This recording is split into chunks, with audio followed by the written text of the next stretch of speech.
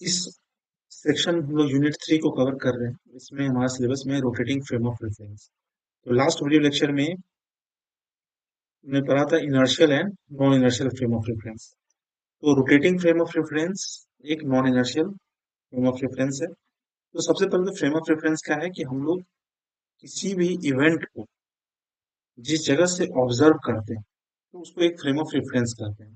ठीक है, तो ये फ्रेम ऑफ रेफरेंस, अब जैसे मान लो कि स्पेस में कोई ऑब्जेक्ट है, ठीक है, p डिस्टेंस पे, और आप यहाँ से ऑब्जर्व कर रहे हो। तो अभी तक आपने क्लास 11 12 में जो पढ़ा है वो क्या है? Cartesian Cartesian coordinate. ठीक है, तो ये जैसे मान लो ये आपको पता है एक्स वाई जेड, इसको हम आई यूनिट वेक्टर से डिनोट करते हैं, इसको जे यूनिट वेक्टर से और इसको के यूनिट वेक्टर से। ये मान लो एक डिस्टेंस है, ये मान लो आर है। तो आर को हम कैसे लिखेंगे? एक्स आई वाई जे जेड के। ठीक है, यहाँ तक आपको पता है। तो ये जो कोऑर्डिनेट हुआ ओ, यहाँ पे अगर कोई ऑब्जर्वर है, ठीक है, ये हो गया उसका फ्रेम ऑफ रेफरेंस। तो यहाँ से वो चीजों को ऑब्जर्व कर रहा है। एक सेकेंड सिनारियो आप ये सोचो, सेम सेम पार्टिकल को, इस पी को, एक दूसरा ऑब्जर्वर है, वो एक रोटेटिंग डिस्क पे है। ये रोटेटिंग डिस्क क्या हो रहा है? ऐसे ओमेगा के एंगुलर वेलोसिटी से रोटेट हो रहा है। यहाँ कोई ऑब्जर्वर है, इस पी को वो देख रहा है। ये भी जो डिस्टेंस मेजर करेगा वो, मान लो रोटेटिंग है, इसको आर डैश कर लो, ये भी ये आर डैश मेजर करेगा। तो रोटेटिंग फ्रेम ऑफ रेफरेंस के लिए सपोज यहाँ जो कोऑर्डिनेट सिस्टम है मान लो इस तरह से, ठीक है, X dash Y dash Z dash. ठीक है, अब इनिशियली क्या है? ये इस तरह से ये स्टैटिक है। अब मैं क्या बोल रहा हूँ कि ये जो ऑब्जर्वर है रोटेटिंग डिस्क पे है।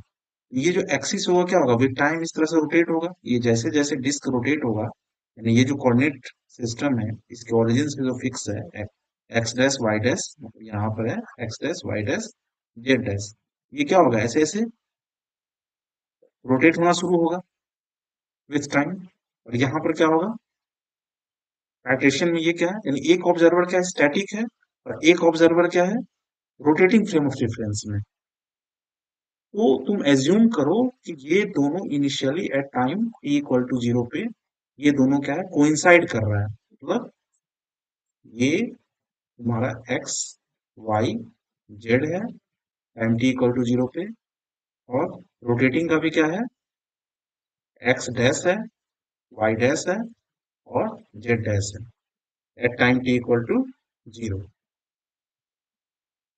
अब जैसे जैसे टाइम आगे जाएगा तो क्या होगा? रोटेटिंग का जो कोऑर्डिनेट है वो, ये एक्स तो ऐसे ही रहेगा, एक्स वाई जेड। अब time t equal to some value T dash मान लो, यहाँ पे क्या होगा? ये रोटेट होकर यहाँ आ जाएगा, एक्स डैश यहाँ आ जाएगा, ये वाई डैश हो जाएगा, और ये जेड डैश हो। यहाँ पे क्या होगा? ये सर्टेन कुछ एंगल कवर करेगा। समझ में आ रहा है? ये बेसिक है, इसी को समझना है। मतलब रोटेटिंग फ्रेम ऑफ रेफरेंस में हम किसी इवेंट को, एक ऑब्जर्वर वहां खड़ा होकर देख रहा है जहां पर जो फ्रेम ऑफ रेफरेंस है वो रोटेट हो रहा है, और एक ऑब्जर्वर जहां पे चीजें रोटेट नहीं हो रही, वहां स्टैटिक है, तो वहां से देख रहा है। इन दोनों के कोरिलेशन को पढ़ना है, यानी रोटेटिंग फ्रेम ऑफ रेफरेंस और स्टैटिक फ्रेम ऑफ रेफरेंस में जो रिलेशन होता है उसको हमें पढ़ना है। ये हम क्यों पढ़ रहे हैं? क्योंकि हमारा जो अर्थ है वो एक रोटेटिंग फ्रेम ऑफ रेफरेंस है। अर्थ क्या हो रहा है? रोटेट हो रहा है। तो इस रोटेशन के कारण क्या हो रहा है कि कुछ एडिशनल फोर्सेस हैं जो इफेक्ट में आ जाते हैं, इसको कोरिलेस फोर्स कहते हैं। ठीक है, तो because of rotating frame of reference Coriolis force arise होता है, और वो कोरियोलिस फोर्स क्या होता है? मोशन को अफेक्ट करता है। क्लास 11 12 तक हम रोटेटिंग फ्रेम ऑफ रेफरेंस को नहीं पढ़ते थे, केवल जो भी चीजें तुम पढ़े हो क्लास 11 तक तो स्टेशनरी फ्रेम था। चीजें स्टैटिक, मतलब इनर्शियल फ्रेम ऑफ रेफरेंस था, स्टेशनरी नहीं कहेंगे, इनर्शियल फ्रेम ऑफ रेफरेंस, जहां पर एक्सेलरेशन नहीं था।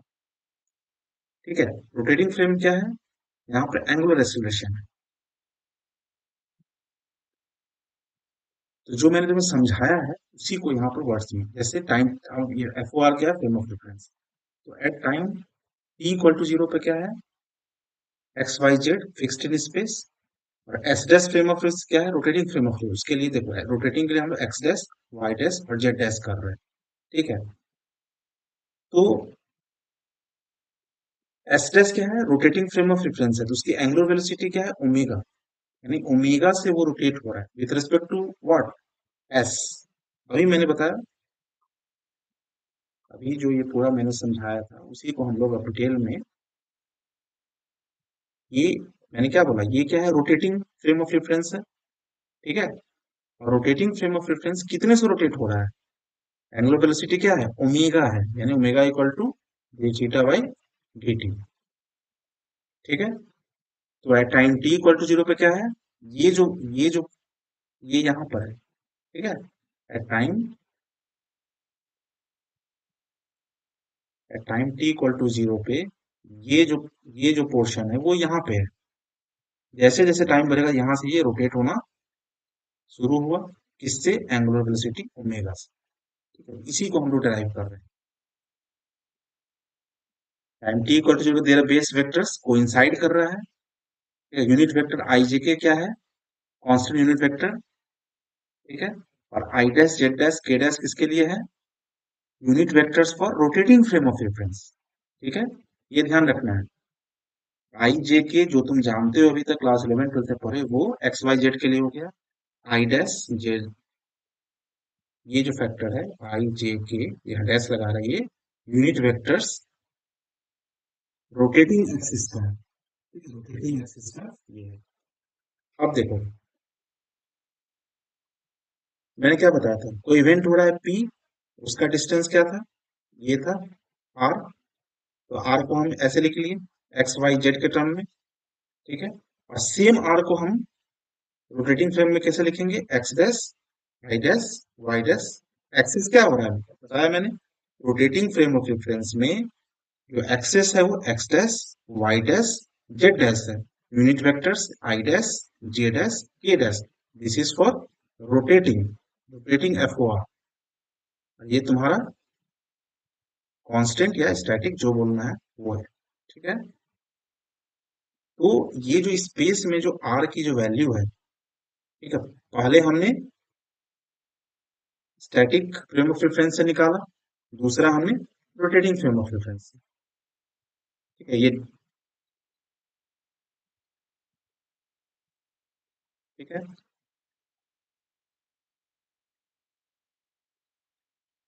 तो ये फिगर में वही चीज है। ये देखो यहाँ पर ये आर है। इस डिस्टेंस को, ठीक है, तुम अभी आगे जाके पढ़ोगे, हमें हमें करना क्या है? हमें डिस्टेंस को मेजर करना है।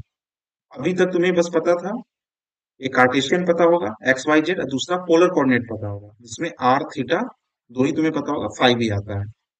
एक्स वाई जेड आता है पोलर में आर, मतलब हमें एक डिस्टेंस को डिफरेंट डिफरेंट कोऑर्डिनेट सिस्टम से निकाल सकते हैं।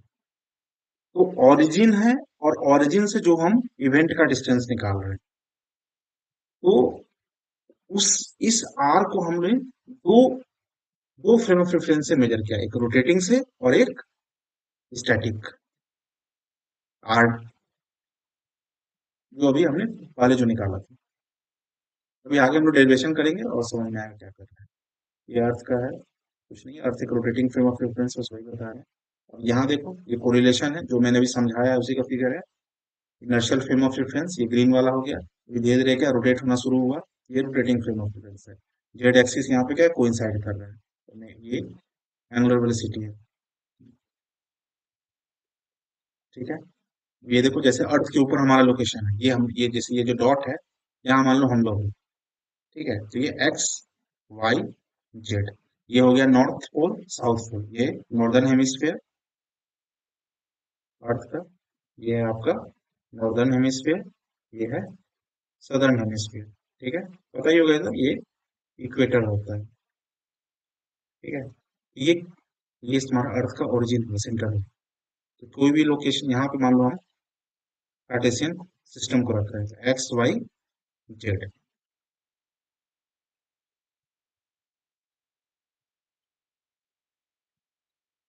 ठीक है। अब यहाँ पे मेन क्या है इसको समझना है, R equal to R dash, ये होगा ही। हमने रोटेटिंग फ्रेम ऑफ रेफरेंस से सेम इवेंट जो है पी है, कार्टेशियन से हमने आर को मेजर किया, रोटेटिंग से आर डैश को मेजर किया। ये जो लेंथ होगा ऑरिजिन से लेकर यहां तक, दो कोऑर्डिनेट सिस्टम हमने अभी जो हमने समझाया था, ये है तुम्हारा, एक एक्स है, एक एक्स डैश है, ठीक है। ये रोटेटिंग है, ये जो डिस्टेंस है ये तो सेम ही होगा ना। अगर तुम आर डैश मेजर कर रहे हो रोटेटिंग से, और ये जो आर मेजर कर रहे हो ऑरिजिन से लेकर यहां तक, इसके बीच का जो ये है ये तो कांस्टेंट ही होगा ना, ये तो सेम होगा, चेंज नहीं हो सकता है। तो इसीलिए R equal to R dash, R dash हमने रोटेटिंग फ्रेम ऑफ रेफरेंस से मेजर किया है ओरिजिन से, आर हमने constant Cartesian frame of reference से। अब हम क्या करेंगे, इसको टाइम डेरिवेटिव करेंगे, ठीक है। तो तुम्हें आर, देखो यहाँ पर R equal to R dash, और आर डैश की वैल्यू क्या था, X dash, I dash, Y dash, J dash, Z dash, K dash, ठीक है। ऊपर जाकर देख लेना पीछे, ये आपका रोटेटिंग फ्रेम ऑफ रेफरेंस में आर डैश की वैल्यू थी, वो मैंने यहाँ लिख दिया। अब इसको टाइम के रेस्पेक्ट में डिफरेंशिएट किया दोनों से। अब देखो जब टाइम के रेस्पेक्ट में डिफरेंशिएट कर रहे हैं,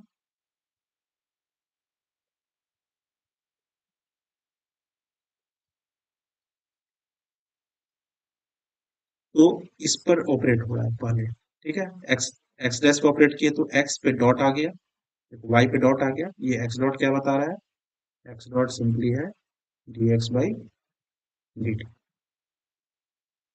फिर जेड पे डॉट आ गया, फिर यूनिट वेक्टर से उस पर जब ऑपरेट किए, ये एज इट इज बाहर आ जाएगा, जी इस पे ऑपरेट किए, डॉट आ गया, देखो यहाँ पे ये जो है डैश डॉट, ये तुम्हारा बता रहा है D I dash by D T.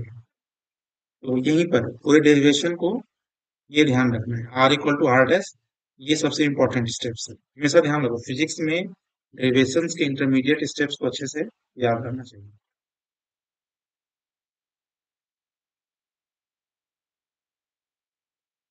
तो इस इसको देखो, ये जो, ये क्या है तुम्हारा D X by D T, D Y by D T, D Z by D T, इसको हम लिख सकते हैं वी, नॉर्मल जो तुम जानते हो वी इक्वल टू क्या होता है, D X by D T, उसी चीज को हमने यहाँ लिख दिया है। यहाँ डैश आ जाएगा क्योंकि जो सिंबल है रोटेटिंग का वो आ गया। तो ये तुम्हारा रिप्रेजेंट कर रहा है वेलोसिटी इन रोटेटिंग सिस्टम, ये तुम्हारा फर्स्ट टर्म है,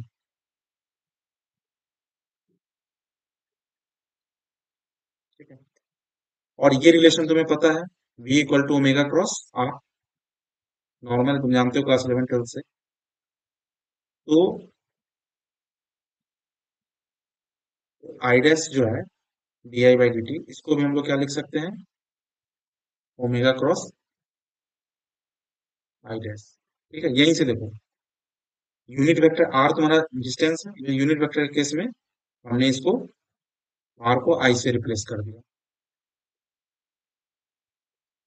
ठीक है। आर को आई से रिप्लेस किया तो ये आ गया।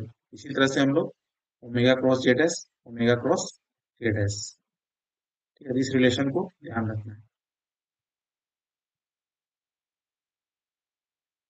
तो जो तुम्हारा जो टर्म था, तो ये जो है इसको समझो, कंफ्यूजन होगा।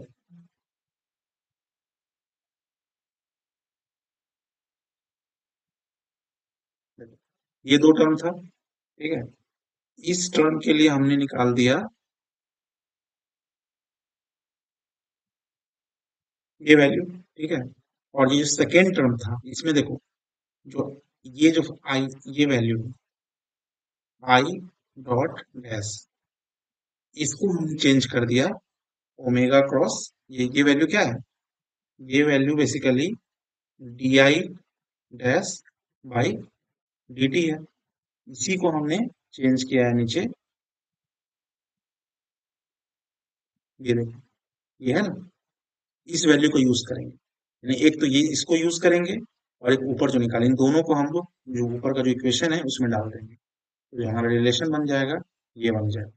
फर्स्ट टर्म ये था D R by D T, ठीक है, और सेकेंड टर्म ये आ गया, जो आई डॉट था वहां से ओमेगा क्रॉस किया, तो ओमेगा क्रॉस को हमने कॉमन ले लिया, ये वैल्यू आ गई। तो ये आपका इंपॉर्टेंट एक ऑपरेटर रिलेशन है, ठीक है। ये यानी जब भी फिक्स फ्रेम ऑफ रेफरेंस है उसका रोटेटरी फ्रेम ऑफ रेफरेंस से क्या रिलेशन आता है, तो D D R by D T, ये रिलेशन मतलब आर को अगर हम हटा देंगे तो ये ऑपरेटर आ जाएगा, ये आ जाएगा, ये ऑपरेटर हो गया, ये कॉमन है। अब आर की जगह कुछ भी रखोगे तो ये बस ध्यान रखना है, फिक्स और रोटेशन में ये रिलेशन आता है, D by D T fix equal to D by D T rotation plus omega cross, जो आर टर्म था उसको हमने सॉल्व कर लिया। जैसे angular acceleration in the is the same in the fixed and the rotating system, ये हमें proof करना है, ठीक है। तो ओमेगा हमने डाला, ठीक है, ओमेगा क्रॉस ओमेगा क्या होगा, जीरो हो गया, ये दोनों क्या हो गया, फिक्स हो गया। यही बोल रहा है angular acceleration is same in the fixed and the rotating system. ये ऑपरेटर है, इसको बहुत इंपॉर्टेंट है, ये ऑपरेटर है, इसको ध्यान रखना है, इसी ऑपरेटर को हमने डिराइव किया है। देखो फिर से मैं रिपीट करूँ, डेरिवेशन कैसे जा रहा है, R equal to R dash से हमने स्टार्ट किया, ये रोटेटिंग और ये दोनों इक्वल है, दोनों को हमने डिफ्रेंशिएट किया, ठीक है। आर डैश को हमने चेंज किया था एक्स डैश, आई डैश, इस तरह से। जब इसको डिफ्रेंशिएट कर रहे हैं तो एक्स पे भी डिफ्रेंशिएट हो रहा है और आई पे भी डिफ्रेंशिएट हो रहा है। एक्स पे जब डिफ्रेंशिएट किए तो आ गया हमारा term D R by D T rotating, जब आई पे डिफ्रेंशिएट किए तो omega cross I J, I dash J, ठीक है। यही स्टेप्स है, देखो डेरिवेशन में यही तुम्हें याद रखना है, जब भी फिजिक्स का डेरिवेशन करो इंटरमीडिएट स्टेप्स को ऐसे ही याद रख लेना, क्या वो इंपॉर्टेंट स्टेप्स क्या है, R equal to R dash से शुरू किए, ये दोनों को डिफरेंशिएट के टाइम के रिस्पेक्ट में, जब डिफरेंशिएट कर रेटिंग दोनों पे जा रहा है, समझ में आ रहा है। और एग्जाम में सारा स्टेप्स भी तुम्हें लिखने की जरूरत नहीं, इंटरमीडिएट स्टेप्स याद रहेगा, तुम इजिली कर सकते हो। डेरिवेशन तो याद करना पड़ता है, जिसमें ये है, काफी प्रैक्टिस करना पड़ता है,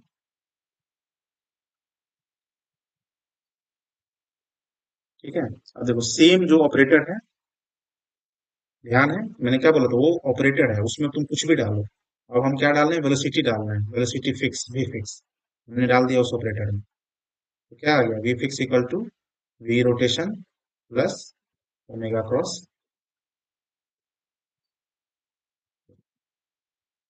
ये यहाँ पे हमने ये वी फिक्स डाल दिया। और देखो वी फिक्स का जो रिलेशन है ये है हमारा प्रीवियस इक्वेशन से, हमारा जो रिलेशन था, ध्यान दो, D R by D T fix,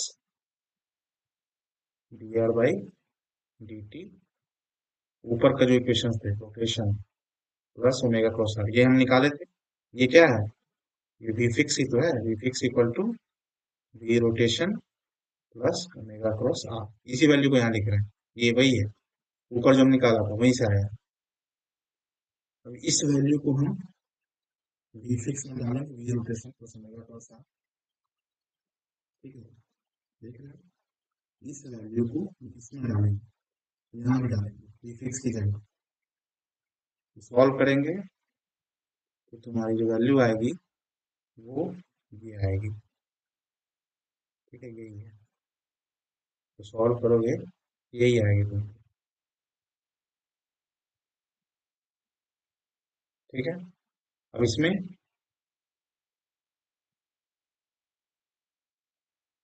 ये तुम्हारा एक्सलेशन के फॉर्म में है, D R by D two T क्या है, एक्सलेशन, फिक्स एक्सलेशन में क्या होगा, रोटेशन, रोटेशन आ गया, two omega plus D R by D T, इस रिलेशन को आपको, इसको हम लोग आगे यूज करेंगे।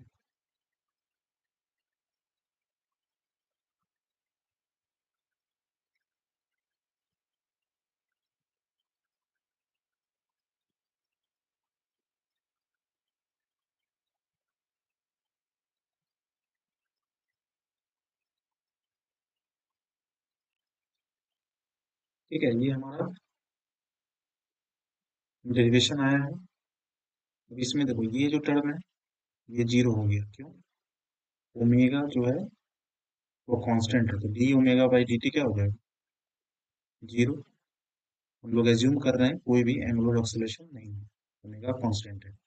अब इस रिलेशन में देखो, D square by R D T square, rotation को रखो, बाकी टर्म क्या हो जाएगा, इस साइड आ जाएगा, D square R by D T square fix minus two omega cross D R by D T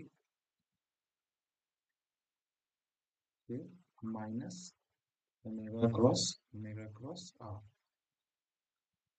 ठीक है, अब ये क्या है, एक्सेलरेशन है, मास से गुना करो, इसी ऑब्जेक्ट पे फोर्स लगेगा ना, तो एम अगर तुम कर रहे हो तो M D two R by D T square rotation equal to, यहाँ भी एम आ जाएगा, D square R by D T square fix minus two M omega cross D R by D T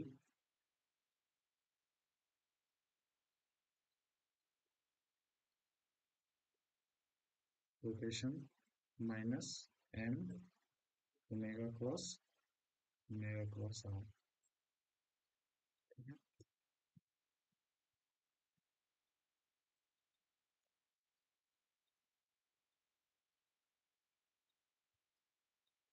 तो ये हो जाएगा तुम्हारा force F fix minus two M omega cross V rotation, velocity rotation जो तुम पहले पढ़े, माइनस एम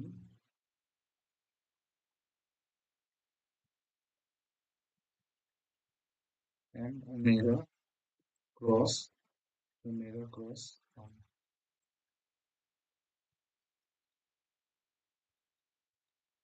ये है आपका कोरियोलिस फोर्स का टर्म, ये है सेंट्रीफ्यूगल फोर्स। ठीक है, तो मेरे याद हुआ क्लास 11 12 में ओमेगा स्क्वायर आर, ये सेंट्रीफ्यूगल फोर्स हो गया ये। तो ये है आपका कोरियोलिस फोर्स। तो क्या डिफरेंस आ रहा है रोटेटिंग फ्रेम में? ये जो है कोरियोलिस फोर्स एडिशनल आ रहा है। ठीक है, तो इसको आप एफ सी इक्वल टू लिख सकते हो minus two N omega cross V rotation. ठीक है, क्रॉस प्रोडक्ट है, ये ध्यान रखना।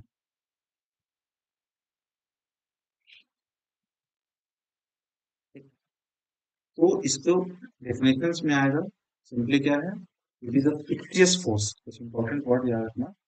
कोरियोलिस फोर्स क्या है, फिक्सियस फोर्स है, एक्चुअल फोर्स नहीं है, ये है एक, ये फिक्सियस फोर्स है, काल्पनिक फोर्स है, experience by a body or a particle moving with velocity v in a rotating frame of reference। ये तभी एक्सपीरियंस होता है किसी भी पार्टिकल पे जब वो रोटेटिंग फ्रेम ऑफ रेफरेंस में मूव कर रहे हो। जैसे हम लोग रोटेटिंग फ्रेम ऑफ रेफरेंस में अर्थ पे, तो हम लोगों पर कोरियोलिस फोर्स का असर आता है। ठीक है, तो इसके कुछ कुछ इंपॉर्टेंट है,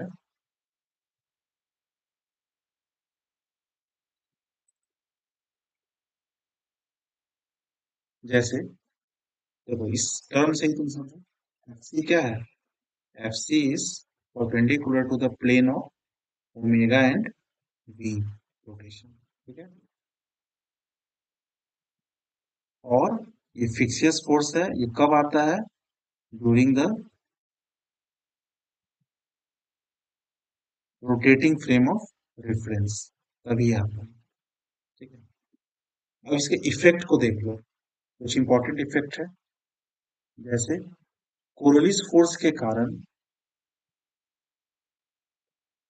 देखो कुछ इंपॉर्टेंट इफेक्ट है। ये तुम्हारा अर्थ है, ठीक है, ये इक्वेटर है। कोरोलिस फोर्स के कारण जो हवा चलती है ना, वो इस तरह से डिफ्लेक्ट हो जाती है, ठीक है। यानी कि इक्वेटर है, तो नॉर्दर्न हेमिस्फीयर में अपने डायरेक्शन के क्या हो रहा है, टुवर्ड्स राइट हो रहा है। और सदर्न हेमिस्फीयर में भी अपने मोशन के,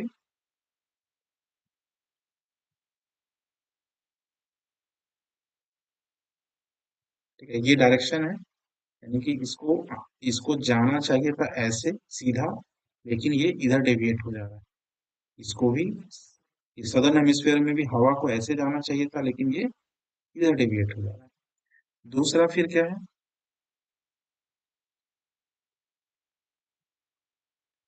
कि जो तुम्हारा साइक्लोन बनता है, उस साइक्लोन फॉर्मेशन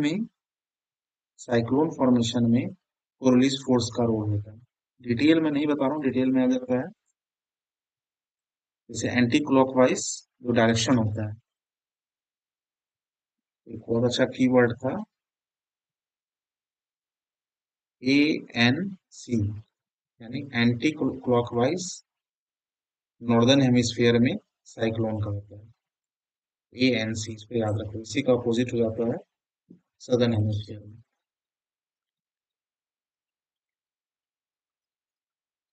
तो ये सदर्न हेमिस्फीयर में क्या हो जाएगा, क्लॉकवाइज हो जाएगा सदर्न हेमिस्फीयर में। It is only because of Coriolis force, ठीक है।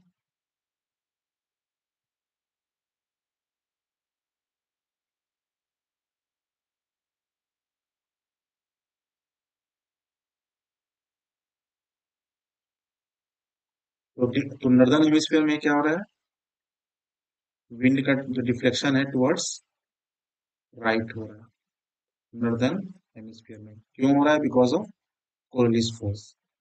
फिर तुम्हारा जो रिवर्स होता है, रिवर का जो इस तरह का जैसे मेंडरिंग टेंडेंसी होता है, जहां जहां जो कर्व कर्व होता है, वहां पे कोरियोलिस फोर्स के कारण डिपोजिशन ज्यादा होता है, ठीक है।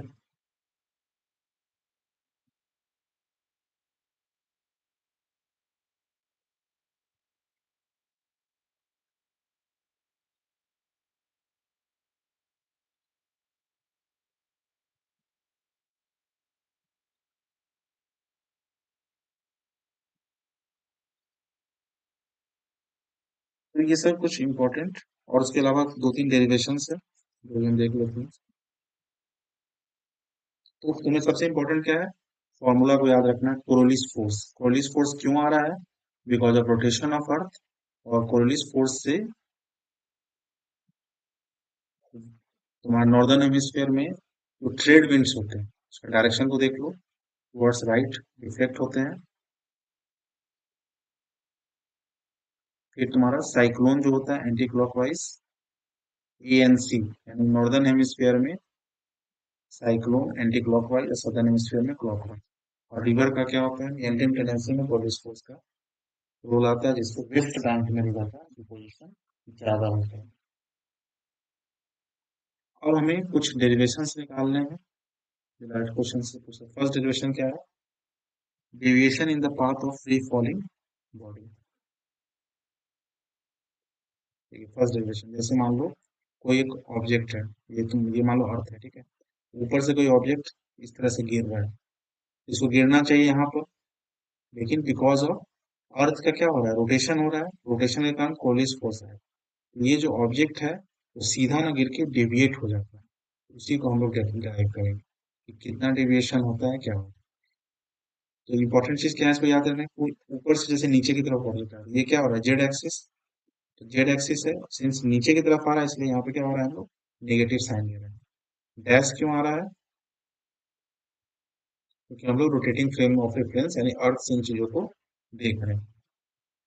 इसमें इंपॉर्टेंट चीज क्या ध्यान रखना है, ये देखो ये जेड एक्सिस है, तो -v, ये क्या है, ऑब्जेक्ट की वेलोसिटी है जो ऊपर से नीचे की तरफ आ रही है। तो minus V dash K dash angular velocity of rotation omega equal to omega cos lambda J dash. ठीक है, ओमेगा को हमने, तो तीन एक्सिस होगा, ये तुम्हारा जेड एक्सिस है, ये एक्स हो गया, वाई हो गया। ओमेगा जो है वो अर्थ का रोटेशन है, तो एक प्लेन में रह रहा है, एक्स वाई प्लेन में रोटेट हो रहा है, तो उसको हमने ओमेगा कॉस लैम्डा,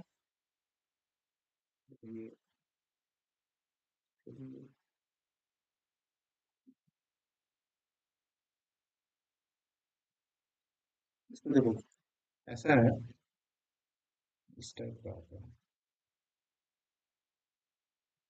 जैसे यहाँ पर, यहाँ से हम ऑब्जर्व कर रहे हैं अर्थ का रोटेशन है यहाँ पर ओमेगा से, ये मान लो सेंटर है, तो सेंटर से ये आता है लैटिट्यूड लैम्डा। तुम्हें लॉन्गिट्यूड लैटिट्यूड पता हो, जैसे अर्थ है, अर्थ का क्या होता है, ये इक्वेटर एक लैटिट्यूड हुआ 0 डिग्री, तो हर एक इस तरह से क्या हो रहा है, डिफरेंट डिफरेंट लैटिट्यूड है।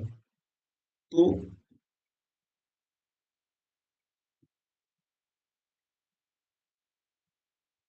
ये जो लैंडा जो है एक सर्टेन पॉइंट जहां से हम ऑब्जेक्ट को ऑब्जर्व कर रहे हैं वहां का लैंडा क्या है, लैटिट्यूड लैंडा है।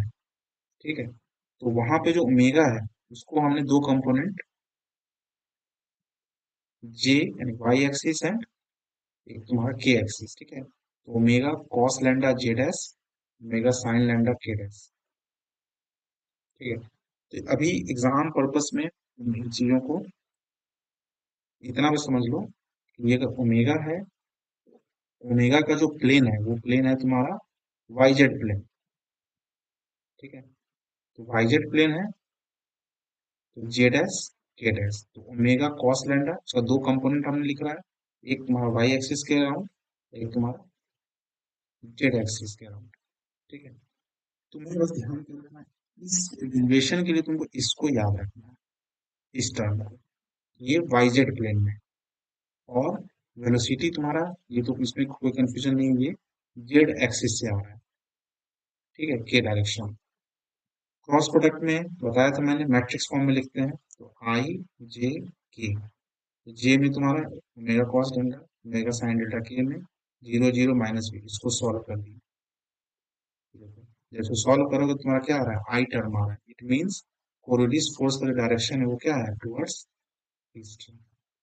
यानी कोई भी ऑब्जेक्ट जो ऊपर से नीचे की तरफ आएगी उस पे जो फोर्स लगेगा, कोरिलेटिव फोर्स, वो टुवर्ड्स ईस्ट लगेगा। ठीक है, डेरिवेशन को ध्यान रखना, ऑब्जेक्ट की velocity minus B dash K dash, और जो एंगुलर वेलोसिटी है उसका दो कंपोनेंट हुआ, वाई जेड प्लेन में है तो जे डैश और के डैश, बस हम क्रॉस प्रोडक्ट निकालना है मैट्रिक्स मेथड से।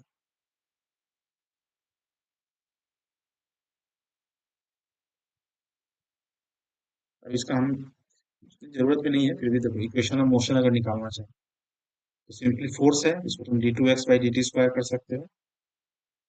ठीक है ना, एक्सलेशन को कर सकते हैं ना, D X by D T, फिर डिफ्रेंशिएट करो D two X by D T square, फिर हम इंटीग्रेट करेंगे,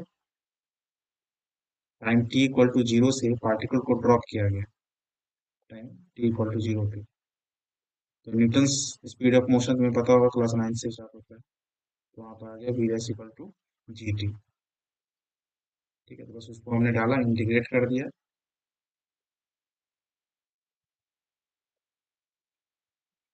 इंटीग्रेट करके जब तुम सॉल्व करोगे तो तुम्हारी ये वैल्यू आ जाएगी। ठीक है, इसमें बस तुम्हें क्या ध्यान रखना है, फोर्स है तो इसको M D two X by D T square, इससे फोर्स क्या होता है, मास इंटू एक्सीलरेशन, इसमें कर दिया। इनिशियल वेलोसिटी क्या है, जी टी है, इनिशियल वी की जगह जी टी डाला, यहाँ पर जी टी डाला, बस इनको सिंपली इंटीग्रेट कर देना, दो बार इंटीग्रेट करोगे हमारी ये वैल्यू आ जाएगी। ठीक है,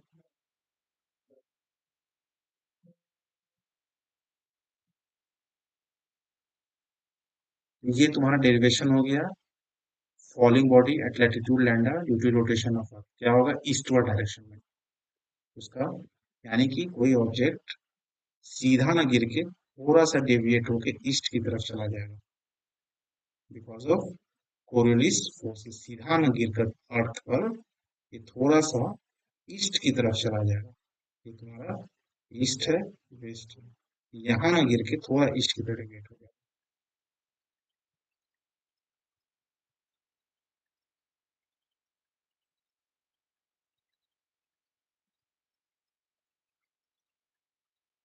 सेकेंड डेरिवेशन देख लेते हैं।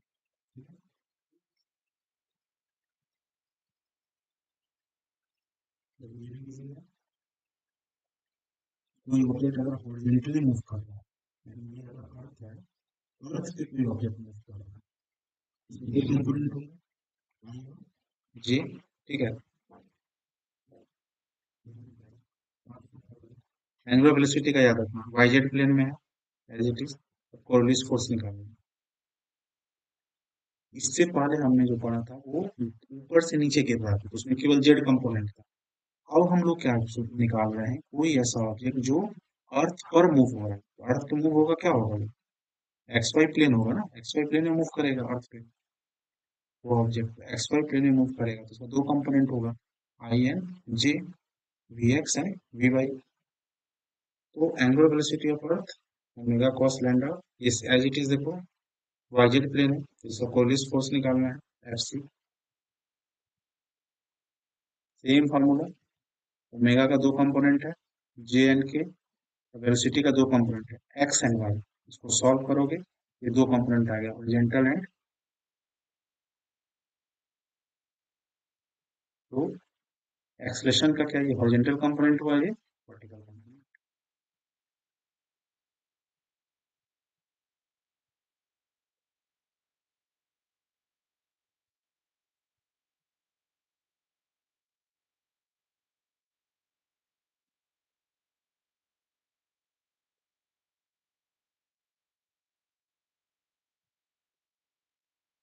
तो यहाँ पर, तो ये मुझे लग रहा है आपके सिलेबस का पार्ट है नहीं, कि आप यहीं तक, उसके आगे आप ये देख सकते हो।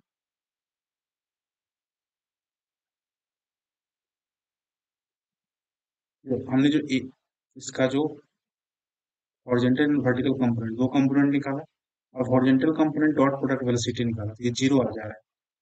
तो इसका मतलब क्या होगा, horizontal component is right angles to the velocity, यानी जो कोरियोलिस फोर्स का जो हॉरिजॉन्टल कंपोनेंट है that is always right angle to the velocity. क्यों है, क्योंकि ये जीरो आ रहा है।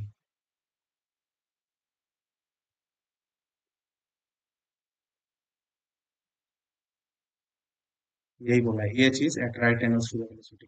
ये समझ में आ रहा है, दो कंपोनेंट हमने निकाला,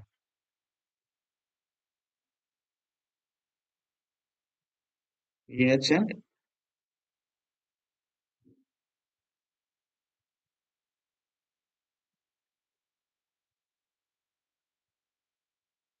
ठीक है। तो अब यहाँ पे कंक्लूजन में देख लें, thus we see that AS is at right angles to the velocity, thus Coriolis force deflects the moving particle to the right in northern hemisphere and to the left in southern hemisphere.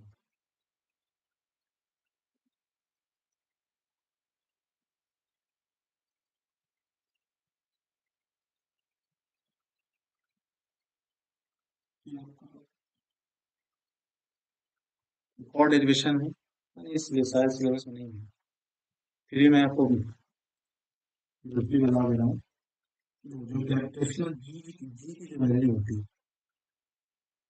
वो आपने पढ़ा होगा exact, अभी तक आपने 9.8 पढ़ा, लेकिन जी की जो वैल्यू होती है वो वेरी करती है, इक्वेटर पे कुछ और होती है और पोल पे कुछ और होती है। तो हम लोग effective gravitational acceleration due to rotation of earth निकाल रहे हैं,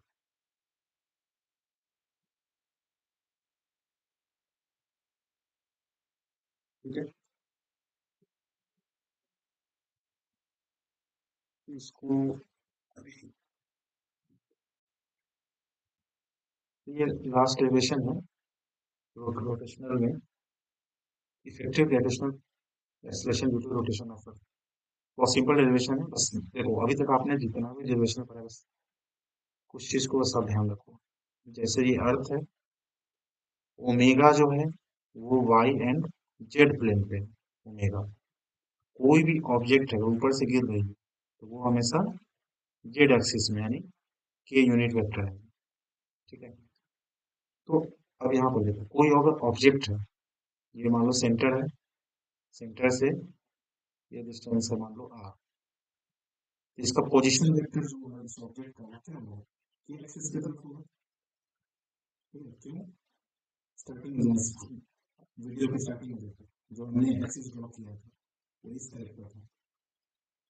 कोई भी ऑब्जेक्ट है तो ये Z axis, Y axis, X axis. कोई ऑब्जेक्ट अगर यहाँ पे है तो सेंटर से उसका डिस्टेंस है r, उसका डायरेक्शन होगा जेड एक्सिस। ठीक है, तो यहाँ देखो, for a particle at rest in rotating frame, हमें निकालना है इफेक्टिव रोटेशन एक्सीलरेशन। तो देखो, अगर रेस्ट में है तो कॉर्निश फोर्स क्या हो गया, जीरो। तो इसमें क्या था, ओमेगा क्रॉस v था, तो v तुम्हारा जीरो है तो कॉर्निश फोर्स का इफेक्ट आएगा। तो इफेक्टिव एक्सीलरेशन क्या आ जाएगा, केवल a माइनस ये टर्म, ये कौन सा टर्म था, सेंट्रीफ्यूगल एक्सीलरेशन। स्टार्टिंग में देख लेना, जो टर्म हमने डिराइव किया था वहीं से ये आ रहा है। ठीक है, रोटेटिंग एक्सीलरेशन जो स्टार्टिंग में निकाला था, a माइनस कॉर्निश एक्सीलरेशन और सेंट्रीफ्यूगल एक्सीलरेशन। तो कॉर्निश तो यहाँ जीरो हो गया क्योंकि पार्टिकल क्या है, रेस्ट में है।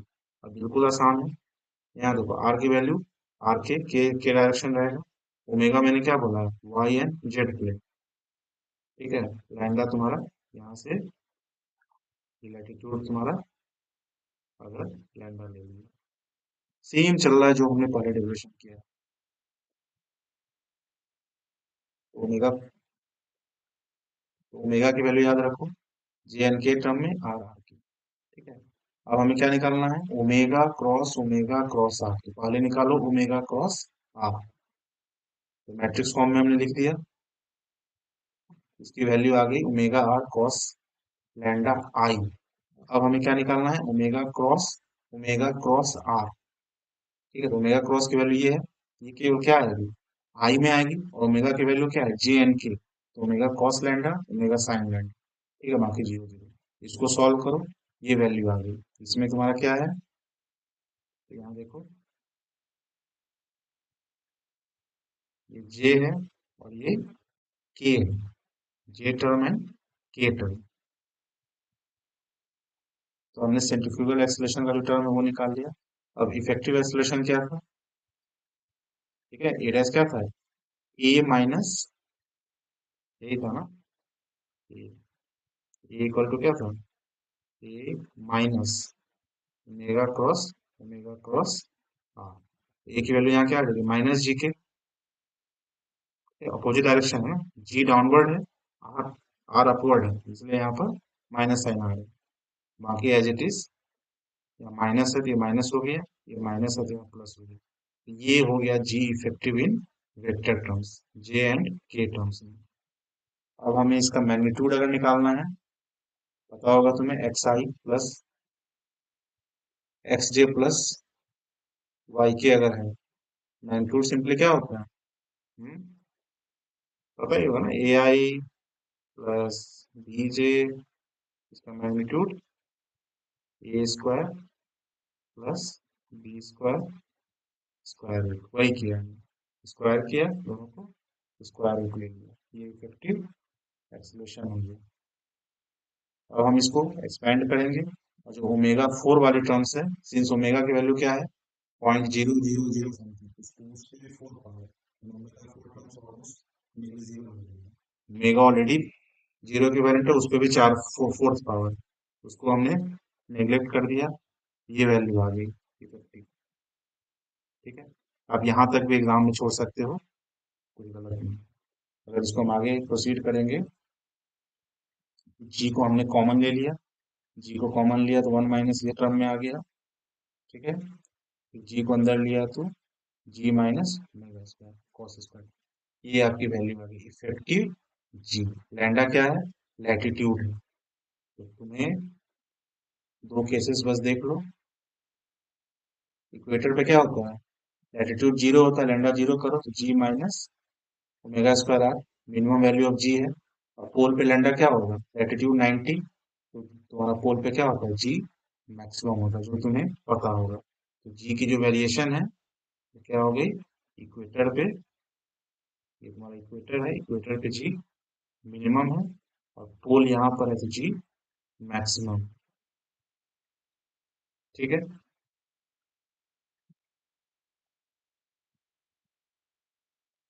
यहाँ पर ये सब कंफ्यूजन नहीं होना चाहिए। ये हमने क्या किया है, ये तुम्हारा बाइनोमियल एक्सपेंशन किया है। इसे देखो, बाइनोमियल एक्सपेंशन में क्या होता है, 1 प्लस एक्स, ये एक्स की वैल्यू अगर बहुत कम है तो ये जो हाफ होता है, फर्स्ट टर्म जो होता है हाफ वाले आ जाता है। डिटेल में इसको बार बार पढ़ेंगे, अभी बस इतना ही, इसमें टाइम नहीं है अभी। ये जो हाफ है, बाइनोमियल जो एक्सपेंशन करते हैं, तो फर्स्ट टर्म क्या होता है, 1 प्लस एन एक्स। ठीक है, ये फर्स्ट टर्म होता है। एन क्या है, ये पावर जो है वो एन होता है। तो हमने बस सिंपली ये पावर जो है एन यहाँ पे आ गया, तो 2 से 2 कट गया, जी को अंदर ले लिए तो G minus omega square R cos square. तो आपका ये यूनिट थर्ड कंप्लीट है। ठीक है, इसमें मेजर डेरिवेशन वो है जो डेविएशन जो पाथ ऊपर से पार्टिकल गिर रहा है और जी की वैल्यू। इसमें डेरिवेशन में क्या चीजें जो इम्पोर्टेंट है, याद रखना है। ओमेगा जो है वो हमेशा वाई एंड जेड प्लेन में है। ओमेगा को कैसे लिखना है वो ध्यान रखना है। ओमेगा जो है Y and Z plane, omega cos lambda J plus omega sine lambda K. और कोई भी ऑब्जेक्ट ऊपर से नीचे आ रही है तो वो के फैक्टर के साथ आ रहा है। और डेरिवेशन बहुत आसान है, बस आपको मैट्रिक्स फॉर्म में लिखना है और ड्राइव कर लेना है। ठीक है, आप वीडियो को देखो, शॉर्ट नोट्स बना लो, यूनिट 3 के इंपॉर्टेंट क्वेश्चन इससे आएंगे।